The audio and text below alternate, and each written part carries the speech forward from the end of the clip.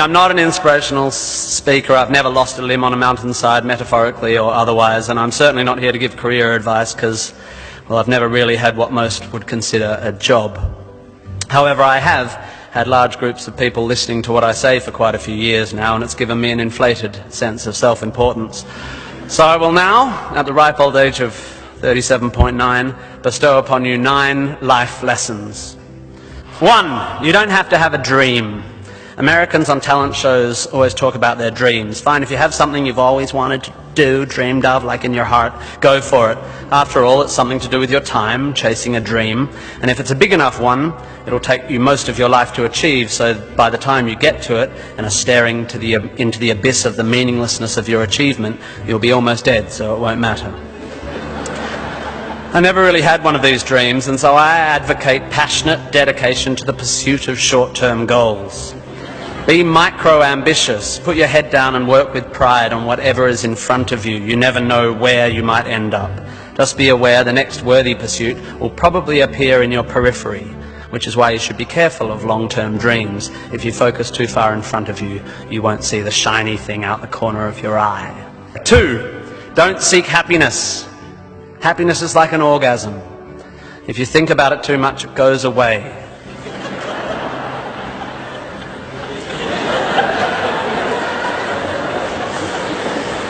Keep busy and aim to make someone else happy, and you might find you get some as a side effect. We didn't evolve to be constantly content. Contented Homo erectus got eaten before passing on their genes.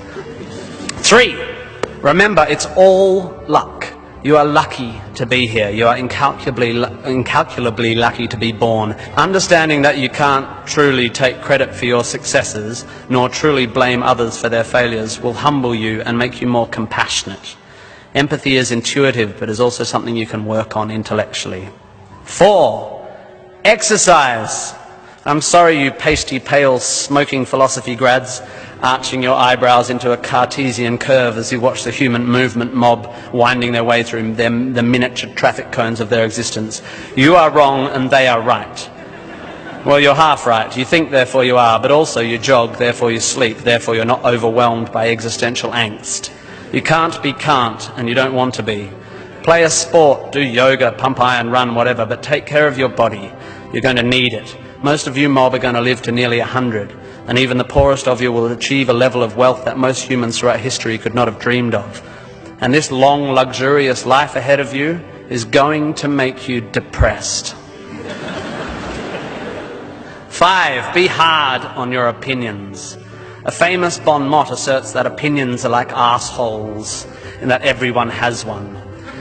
There is great wisdom in this, but I would add that opinions differ significantly from arseholes, and that yours should be constantly and thoroughly examined.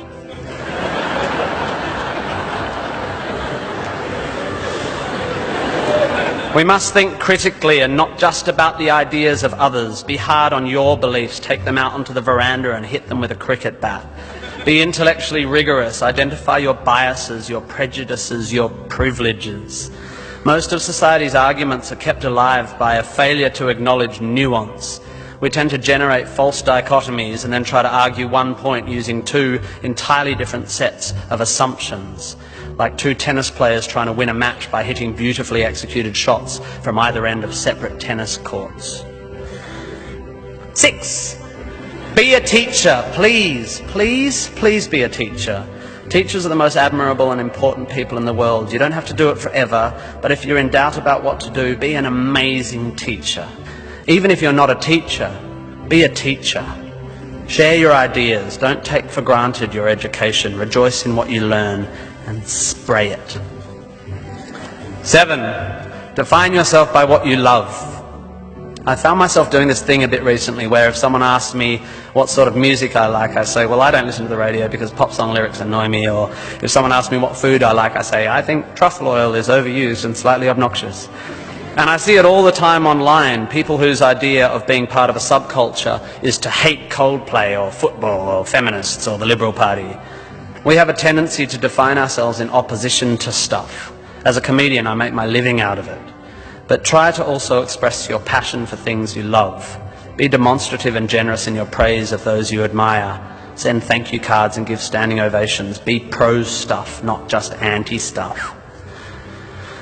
8, respect people with less power than you. I have in the past made important decisions about people I work with, agents and producers, big decisions based largely on how they treat the wait staff in the restaurants we're having the meeting in. I don't care if you're the most powerful cat in the room, I will judge you on how you treat the least powerful. So there.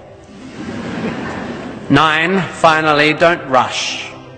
You don't need to already know what you're going to do with the rest of your life. Don't panic. You will soon be dead.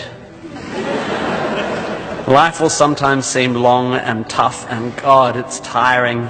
And you will sometimes be happy and sometimes sad, and then you'll be old, and then you'll be dead. There is only one sensible thing to do with this empty existence, and that is fill it. Not fill it, fill it. Life is best filled by learning as much as you can about as much as you can, taking pride in whatever you're doing, having compassion, sharing ideas, running, being enthusiastic. And then there's love and travel and wine and sex and art and kids and giving and mountain climbing, but you know all that stuff already. It's an incredibly exciting thing, this one meaningless life of yours. Good luck, and thank you for indulging me.